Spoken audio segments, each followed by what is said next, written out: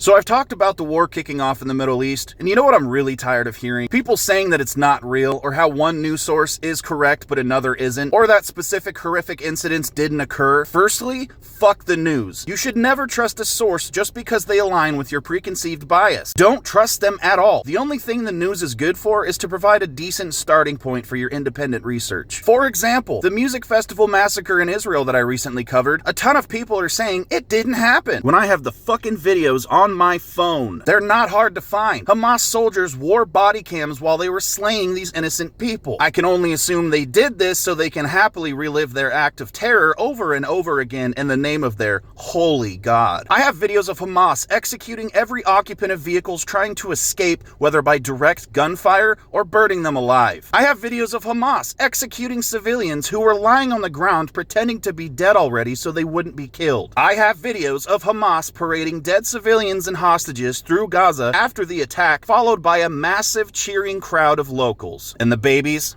Seen that too. Unfortunately. I have videos of Hamas militants holding up orphaned Israeli children by their doing and cheering into the camera. If you want to see this shit for yourself, download Telegram or look it up on Funker 530. Of course, not everything's on there. Just be ready to not sleep tonight. I've seen some shit in my personal and professional life, but that doesn't mean these videos didn't get to me. As for the people claiming the statistics are inflated, yeah, they probably are. That tends to happen during war, especially when it's so soon. But using that as your argument to shut down what actually happened is weak at best. Have some fucking sympathy. As for the people claiming these things didn't happen because there's no pictures of the bodies plastered on the news, what the hell are you smoking? There absolutely is, but do you really think your local news is gonna show that? By that logic, school shootings aren't real either because the news doesn't show pictures of dead students lying in the hallways all over your TV. It's incredibly disrespectful to the victims and their families. If you care so much to protest on the streets of America in favor of Hamas, you should care enough to look up the videos for yourself so you know what you're rooting for. Look, I understand there's a lot of emotion surrounding this war, but you have to remove yourself from the echo chambers and the fanatics that refuse to look at anything from a different perspective. And none of this means I don't sympathize with the innocent people of Palestine who may be stuck there or forced to stay. I hope they remain safe. I really do. As for any members of Hamas, well,